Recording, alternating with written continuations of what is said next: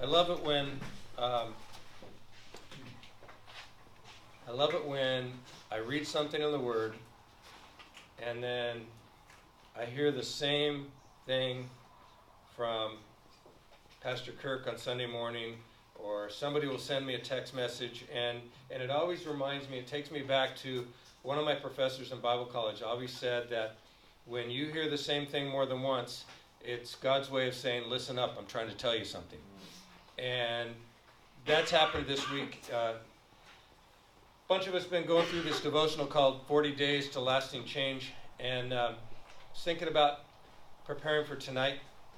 And one of the devotionals we read was about the verse in Psalm 46 that said, be still and know that I am God.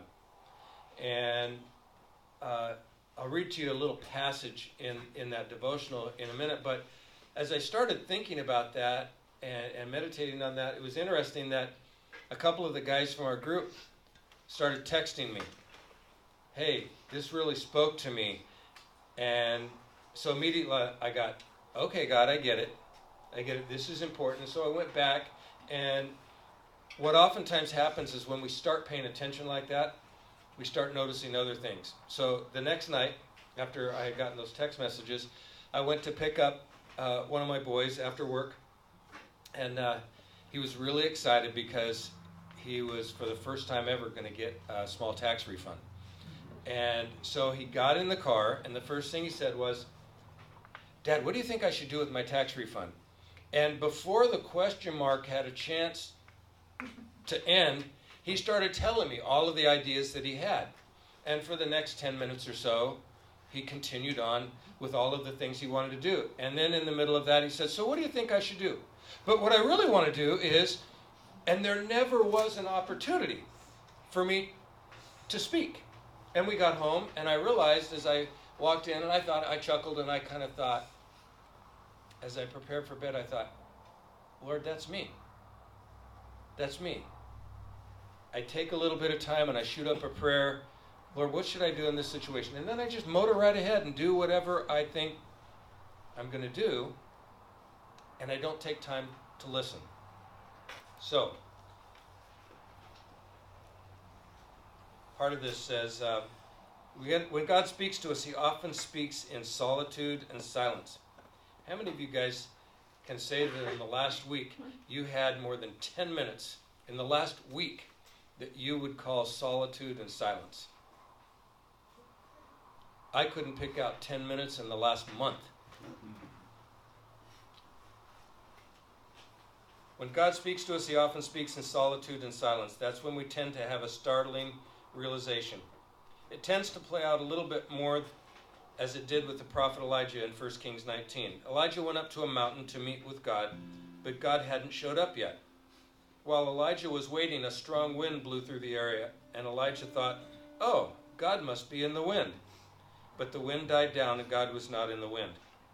Then there was an earthquake that shook the whole mountain, and Elijah thought, God is in the earthquake. That's how we would expect God to get our attention. But God wasn't in the earthquake. Then there was this fire that swept through the area, and Elijah thought, well, God must be in the fire. But the fire subsided, and God was not in the fire. And then the Bible tells us that God spoke to Elijah in a gentle whisper. But the literal translation here speaks of a sound even quieter than a whisper. The New Revised Standard Version translates God's voice as being the sound of sheer silence. That's when Elijah hears from the Lord. So, we're going to take a minute because it's great to worship, and I know that the Lord loves it when we come into his throne room and worship, but he loves it even more when we take time to listen to his voice. So we're going to take a little bit of time, and I would encourage you to do two things. First thing, right now in this moment, just quiet your spirit and listen for God's voice. I've been reading a book by Mark Batterson called Whisper, and it says, in the book he says, God is constantly speaking to us. Not just once in a while, he's constantly speaking to us. The question is whether we stop long enough to listen. So he wants to speak to us tonight. So the first thing is take a few moments, let all of the distractions go away. Can I just tell you that those distractions are from the enemy? He does not want us to hear what the Lord has to say. So all of those things, that there's nothing evil or bad about them, but the things that distract us, the things that take up, the things that create noise around us, the enemy uses those just to distract us. So let the distractions go. That's the first thing. And just still your soul, quiet yourself, listen in that sound of silence for God's voice. The second thing, while you're doing that, can you guys do two things at once? While you're doing that, try to pick out that one thing in your life, that one place where God's most likely to speak to you. I identified that after I did this devotional this week. And I'm going to try to carve out more time, not for my physical fitness, but to hear God's voice. Because for me, when I go for a run, that's when I hear God's voice. That's when all of everything goes away, and I'm away from all of the phones and everything else, and I can hear from Him. So first, quiet yourself and listen for His voice. And second, identify where's that special place for you when you can hear God's voice. These guys are going to just play for a little bit, and we'll have some quiet time to listen.